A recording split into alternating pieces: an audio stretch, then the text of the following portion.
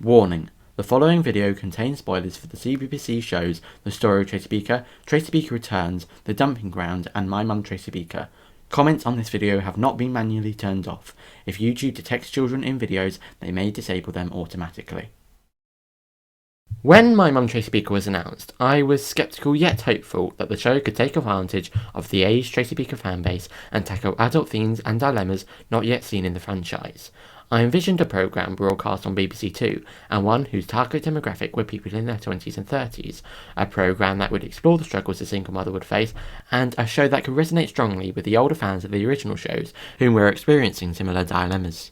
Although the series was said to be based on the children's book of the same name, this didn't actually worry me, as the story of Tracy Beaker was phenomenal and came to create its own world of characters, storylines and places, despite being based on a book. It was able to take aspects such as Justine, Louise and the Dumping Grounds and explore them further. This is not what My Mum Tracy Beaker did. My Mum Tracy Beaker didn't explore anything new. Now, I can't say that the show was a failure. It was streamed over 2.1 million times on iPlayer, and the CBBC viewing figures for the first episode were close to 1 million. Those streaming numbers are the equivalent of 3 episodes of Tracy Beaker Returns combined. Yet, as we know, something being commercially successful doesn't necessarily mean it's good. This analysis of My Mum Tracy Beaker will look at several aspects of the show to explain why I believe that as a programme it wasn't very good. The audience.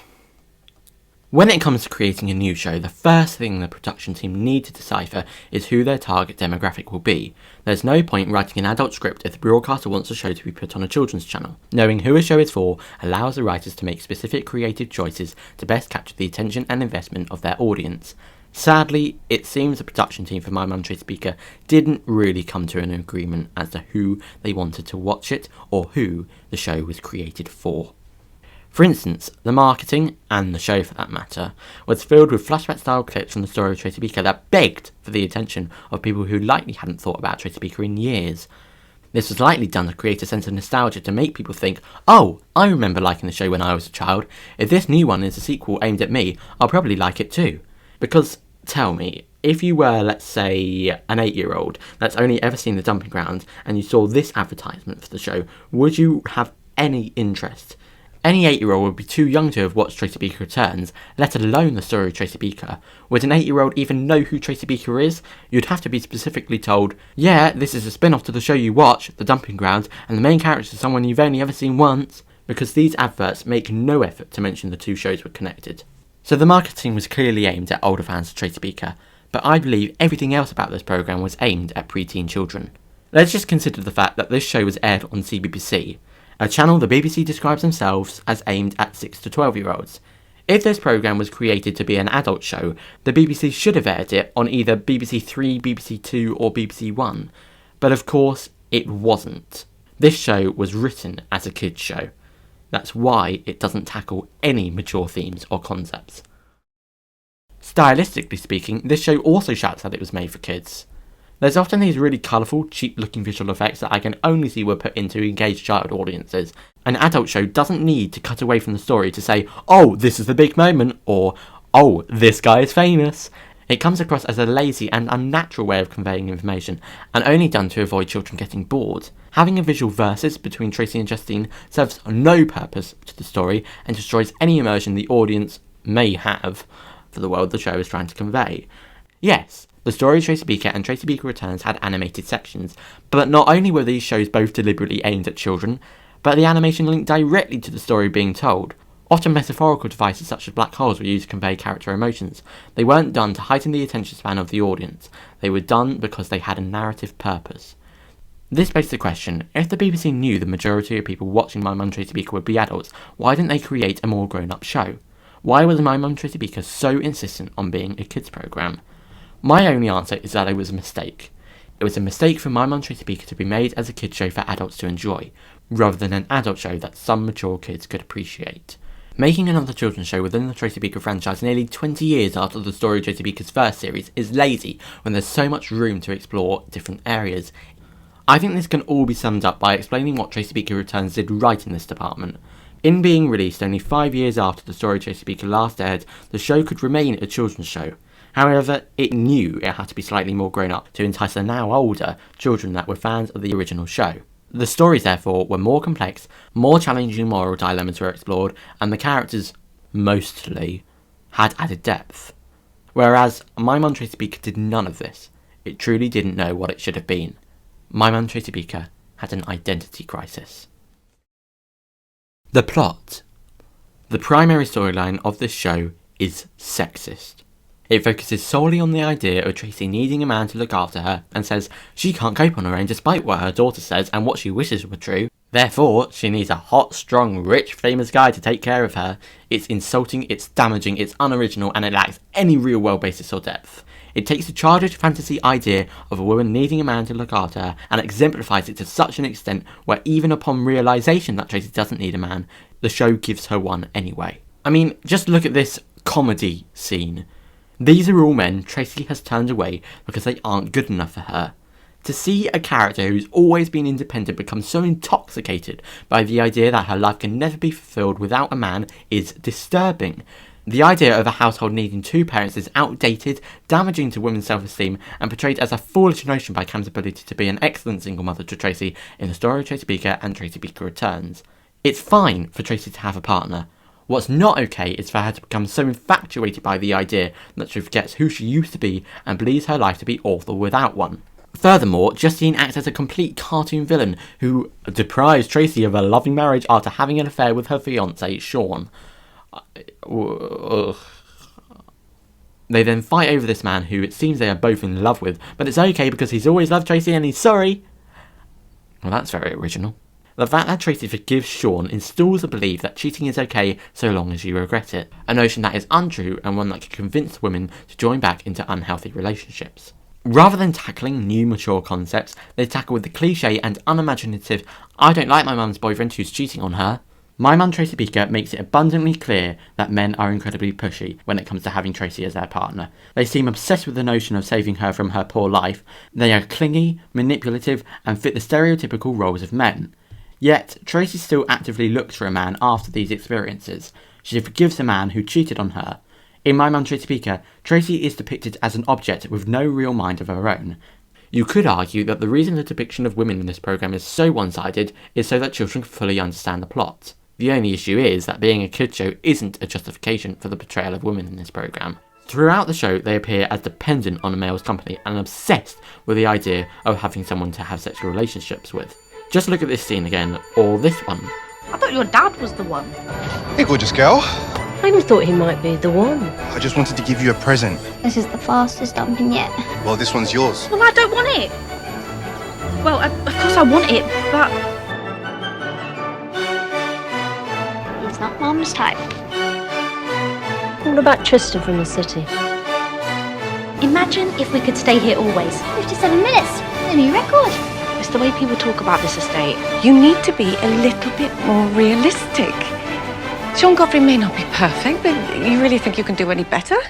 But anyway, this programme's plot is delivering a message of, oh, don't be a single mother, single mothers can't cope, single mothers need boyfriends. I imagine that after watching this show, children have pressured their single mothers into getting a partner because their world isn't complete without someone else. This is not only damaging to single mothers' self-confidence, but it's also damaging to children who this show will instill the belief that having a two-parent household is the only way to have a happy life. Because even after Tracy rejects Sean, it's then implied that Tracy and Jess go on to live with Peter. Like, what is your message here? Reject a bad boy, live with a weedy boy. Oh, and if you aren't convinced that that's what happens in the show, then let's look at these scenes. Tracy goes starry-eyed while looking at him. Cam says that Mary can't help interfering after reintroducing Tracy to Peter. Tracy is thrown wedding flowers from Mary, which superstitiously means that she'll be the next person to get married. And Peter says that he'd like to show Tracy where he lives, by the seaside. We then see Tracy and Jess at the seaside. No, Peter living with Tracy isn't shown, but if that isn't what's meant to be implied, then I really don't understand the meaning behind these scenes. The only saving grace is that they didn't try to force a romance between Jess and Tyrone, which is something I actually quite respect. Now, the plot of the show, My Mum Tracy Beaker, is based on the plot of the children's book, My Mum Tracy Beaker. However, I don't think this is significant in the slightest, despite how similar the book and show's plots may be. For starters, an adaptation doesn't need to, and I think shouldn't, be completely faithful to the source material. It should aim to improve on the original work and adapt to suit the new target audience. So while the basis idea of Tracy having a child is fine, and a good starting point for writing the show, My Mum Tracy Beaker needed to understand who was watching and adapt the plot accordingly. The book is a children's book marketed towards children, to try to capture new young readers. My Mum Tracy Beaker the show shouldn't have and didn't need to attempt the same. The Dumping Grounds purpose is to get the young audience. This show's sole aim should have been to capture the adult audience's investment by having an adult storyline. So the fact that the show was an adaptation isn't really a defence of it, because being a faithful adaptation stops the show from doing what it should have aimed to do. Jess Beaker. Jess is sadly the best thing about this show, and that's largely because she's got the most screen time, and therefore she has the most room for her personality to be explored. I mean, it also helps that she wasn't a previously established character to draw in, but more on that in a bit. When it comes to Jess, she shows signs of interesting character traits. We see glimpses that she's an introverted geeky girl, and that's interesting. We see that Jess accepts Tyrone as a friend, and that could have been interesting. The issue is that neither of these ideas are explored in depth. Like, at all. Jess being introverted and geeky could have paved way for an interesting dynamic between her and Tracy, where the two have to accept each other's different interests and realise that they can't always agree on things. But what we get instead is just, yeah, we the perfect Beaker girls, nobody touch us, we incredible! Nobody hurts the Beaker girls. Which comes across as unbelievable, annoying, and lacking of nuance. If we look at Cam and Tracy's relationships in the story of Tracy Beaker, I think it's easy to see why Jess's relationship with her mother comes across as unnatural. Cam and Tracy had a rocky relationship, where the two had to learn to cope with each other's different lifestyles. They had to see each other's perspectives and acknowledge that they, themselves, were sometimes wrong. There's none of that between Jess and Tracy. Jess is perfect, she isn't wrong about anything, Tracy is the only one to acknowledge her own mistakes, and not only does that depict Jess as an unreal hero, but also just very bland. Looking at Jess's relationship with Tyrone, it's just very underexplored. I wish her acceptance of him as a friend was prolonged. Imagine if the show started with them really hating each other, but over time they learned to accept each other's differences and become good friends. This relationship could have helped Jess accept Sean. Imagine scenes between Tyrone and Jess, where he tells her things along the lines of, "Look, you accepted me, and I was a bully. Sean's alright, you know." I mean, I'd want the dialogue to be a bit subtler, but you get the idea. But because Tyrone switches from horrible to nice after one minor fall, Jess accepts him as a friend immediately. He then serves, well, no function other than giving Jess someone to talk to, I guess. Tracy Beaker. Okay, so, this version of Tracy feels like an adult version of the first Tracy Beaker we ever saw. She's dependent on other people, selfish, has anger management issues, and for the sake of fan service says bog off.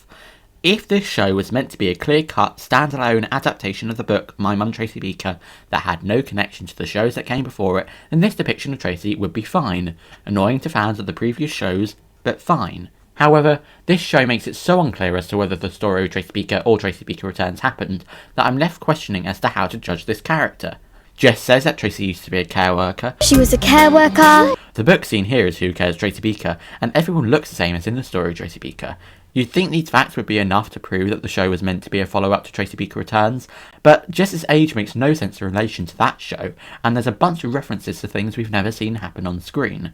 So it's actually very difficult for me to judge this character fairly, and I'm left wondering if I should base criticism on the fact that this Tracy seems to have forgotten her development in Tracy Beaker Returns.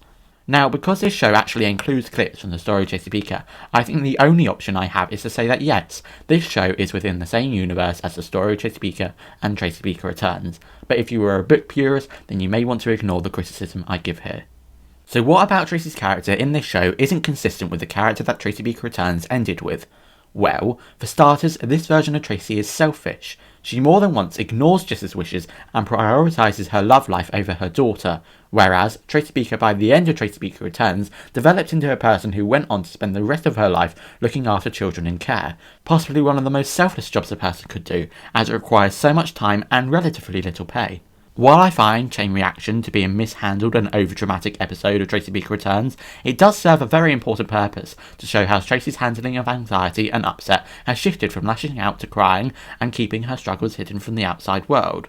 My Mum Tracy Beaker essentially retcons this idea and has it so that whenever Tracy gets anxious or upset, she lashes out. I mean, just look at the differences in reactions here. One is Tracy's reaction after discovering that Seth has been seeing another woman, and the other is of her refusing to answer Sean's call after discovering that he's been cheating on her. Or how about comparing these scenes? In this one, Tracy remains calm and resourceful while talking to the abominable Xanthi, who's pretty much thieved Frank's pocket watch. There's definitely frustration visible, but there's no aggression. However, in this one, Tracy shouts and is abusive towards Jess's teacher after she's done literally nothing wrong. These are not the same people. You can't make a caring character an abusive one without showing development. The reason Tracy's character shift between the story of Tracy Beaker and Tracy Beaker Returns worked so well is because the show didn't immediately depict the character as completely different. We saw her climbing furniture in a crowded area before being arrested by the police. The show gave us enough moments to make us see that she's changed, but also showed us that her memorable, problematic behaviour was still very much present. The thing is, there's potential to explore Tracy's character further in this programme. After Tracy leaves Sean upon discovering he had an affair with Justine,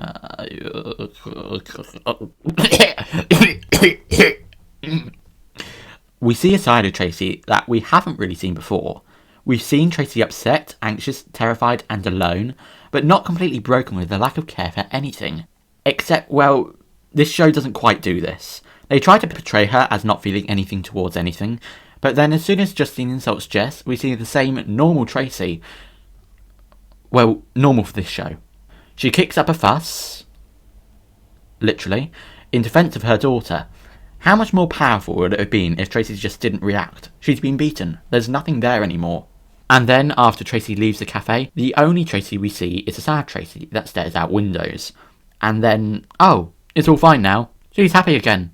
Carly made her happy again. Oh wait, what? Carly Beaker.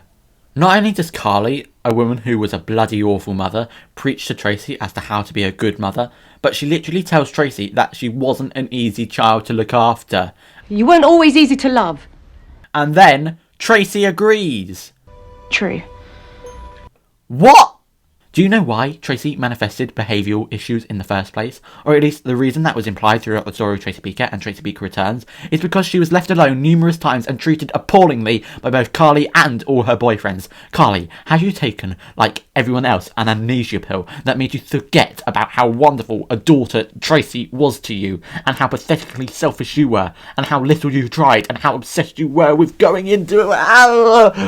Oh god, I can't cope with this, it's so bad. You cannot take the reason Tracy ended up in care and say, wait, no actually, it's because Tracy was a bad girl. Oh. You know, it's such a shame. If it wasn't for your lifestyle, you could have had your own children. Oh, Carly's homophobic too? Oh. Why does Cam suddenly love Carly? Why is she defending a woman who didn't know her daughter's birthday? If the show had made it clear that Carly had become a better person who supported Tracy and Jess, then perhaps, this betrayal would have been somewhat believable. But the show demonstrates her as the same useless person she has always been, and Cam's love for her and Tracy's acceptance of her bad advice just comes across as laughable. This show seemed so focused on redeeming Carly. It's okay, Mum. I forgive you. But put no thought in how it was going to do so in a believable way. Sean Godfrey. Sean Godfrey. Sean Godfrey. Sean Godfrey. Sean Godfrey. Sean Godfrey. Sean Godfrey. Because of Sean Godfrey. Sean Godfrey. Then you've done a very stupid thing, Sean Godfrey. So, let's get the obvious out of the way first. Pasting a character from a book into your adaptation world that's never seen the character before, and then asking, oh, remember him, is awful. Just create a new original character. Don't make the audience feel as though they've forgotten something, or rather, if you're too lazy to create an all-new character, then just have it so Tracy and Sean didn't ever know each other, because that would avoid confusing the audience and allow more effort on developing the two's relationships from nothing into fiancés. Having the two as old friends does just seem like a cop-out to avoid showing any starting of a relationship. As a character, well, I can see what they were trying to do with Sean. I think the main idea was having the audience constantly question whether he is a good or a bad person, and that is interesting. But the thing is, he's obviously an obnoxious human. He refuses to let Jess display her belongings, he has a go at her for not eating something she doesn't like, he tries, and because Tracy is now a gold-digging moron, and succeeds in manipulating Tracy by buying her a Cadillac, he cheats on her, and what good does Sean actually do?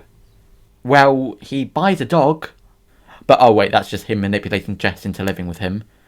He builds that cardboard house thing. But that's just him manipulating Tracy into accepting him as her boyfriend again. Oh wait, no, he gets Tyrone that football place thing. But hang on, is the only good thing he does totally disconnected from our two main characters? Because if so, why should we care for him if his actions don't positively affect our characters in any way? Sure, that house is nicer than Tracy's flat, but that isn't down to positive actions Sean does. And maybe we aren't supposed to like Sean, but by having Tracy, a character that has always been the protagonist like him, it really does seem like we are meant to.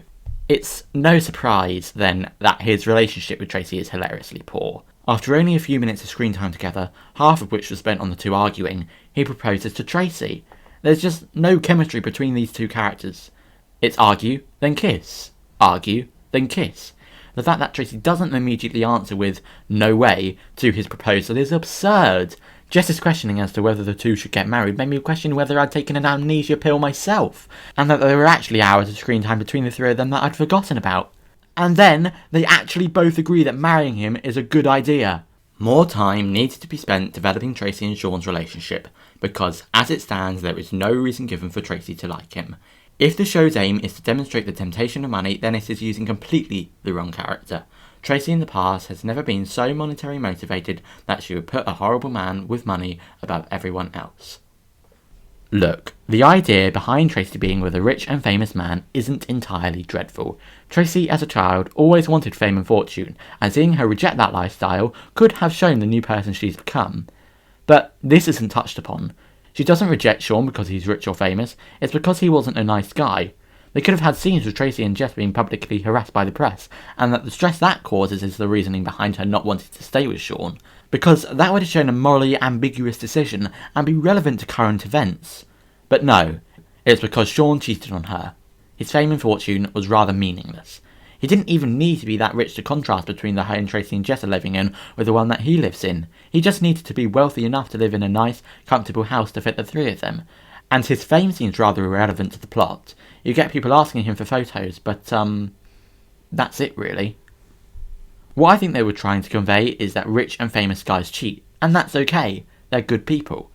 Which is completely lacking of sense.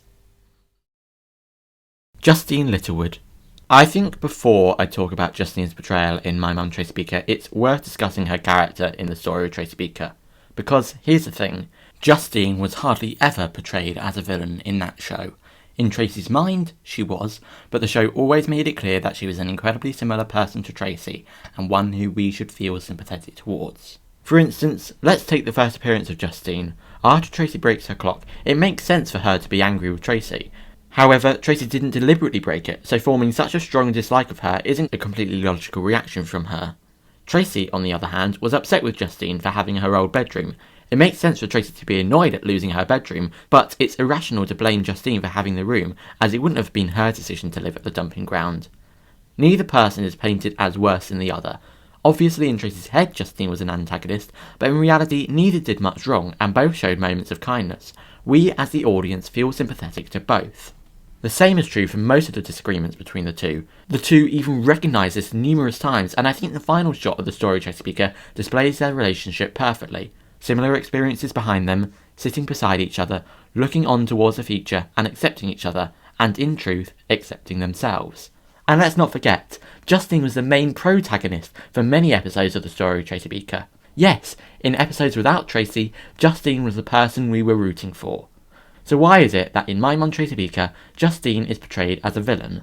After accepting each other's differences multiple times, why is it that Justine still has such a strong hatred towards Tracy? Well, in truth, I think it's because it's the only way the writer of the show can portray the character. One of the worst episodes of Tracy Beaker Returns focuses on Justine and Tracy's rivalry. It consists of the two arguing, fighting, and at the end of the story they accept each other's differences. Yeah, that was already all done in the story of Tracy Beaker. The episode was written by the same person that wrote the show, My Mum Tracy Beaker. So I think while writing this show, the writer thought, oh no, I've already had the two accept each other's differences, what next? Oh, let's just have Justine pretend to be nice, but in reality, she's having an affair with Tracy's fiancé to ruin her life. Yeah, obviously that doesn't make much sense, because Justine was never originally portrayed as a bad person. So I think the writer then thinks, oh, Okay, how can we add sympathy for her and make it so she's not all bad? She can't have children! Sad! This idea, while fine, isn't explored and doesn't make Justine's actions understandable. Because not only does not being able to have children have nothing to do with deliberately ruining Tracy's life, but Justine grew up in care. Obviously not being able to have children of her own is upsetting, but she should realise there are other options like adopting or fostering a child.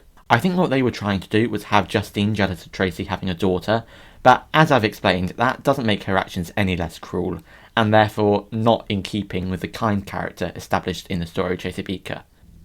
The thing is, because the sympathy elements are so poorly done, it's actually difficult to know whether Justine was meant to be portrayed as a villain of the show. She says, "All I did was have an affair." And I seriously don't know whether this line is meant to be taken seriously. The show establishes that cheating isn't bad. Yeah. So are we meant to feel sorry for this Justine that's on her own? Or is she unredeemable? The show just doesn't make it clear. Her portrayal is honestly just a complete mess. If the show wanted to portray her as a morally grey character, then she perhaps should have done some nice things. Cam Lawson. Cam is now bisexual, but I suppose we don't talk about Gary. Cool. Does this add anything though? Or is it just representation for the sake of representation? You see, I don't care about it. I just don't see the point. Just as I doubt anyone would see the point if it were a man that Cam married. Cam's newfound love just doesn't add anything. In the story of Tracy Beaker, her relationship actually served a purpose. Here it's just, okay. It might have been nice if you gave more scenes with these two interacting to develop their relationships to make them feel like they are, well, real people. Then again, I did believe these two more than I believed Tracy and Sean. So, what do I know? Conclusion. My Mum Tracy Beaker, simply put, was a missed opportunity. It had the potential to be a social commentary highlighting the causes of depression and the corrupt world we live in, but instead it was so mixed up in what it was trying to achieve that it ultimately achieved nothing. It added nothing to develop the characters, it didn't really create any interesting new ones, it didn't tackle any original concepts or interesting ideas. I don't want to be hateful or blaming to any specific person or group of people that worked on the show. It's obvious some amount of love was put into the creation of it, and My Mum Tracy Beaker is certainly a step above whatever this show is trying to imitate. But the team behind My Mum Tracy Beaker needed to come to an understanding of the show's purpose. Television is a form of art. Shows should be made to communicate creative expression. The story of Tracy Beaker and Tracy Beaker Returns were artistic portrayals of the care system to get children thinking about the world's injustices. But My Mum Tracy Beaker didn't feel like creative expression, it felt flat. There was promise in portraying Tracy's depression, but by having Tracy's struggles glossed over, it felt like the show was insulting those with mental health issues, saying, "You'll get over it, be realistic." The show seemed scared to portray Tracy's depression as anything more than Tracy sad. If the show hadn't been afraid to be adult, it could have communicated these ideas exceptionally well. No doubt the show was limited by the fact that it aired on CBBC. But it's because of this, because of the fact that the show had to be suitable to children, that the show didn't feel artistic, but rather it felt afraid to be artistic. That's about it for this video. Thank you so much for watching it. Whether you agree or disagree with what I've said, I'd love to discuss the show further with you in the comments. Apparently there's going to be a second series of this show. Perhaps some of the issues I've mentioned will be fixed, but I can't say I think it's going to be any good. In fact, I expect it will be worse than this series if the continued decline of the dumping grounds is anything to go by. Again, thank you for watching this video. I now bid you farewell.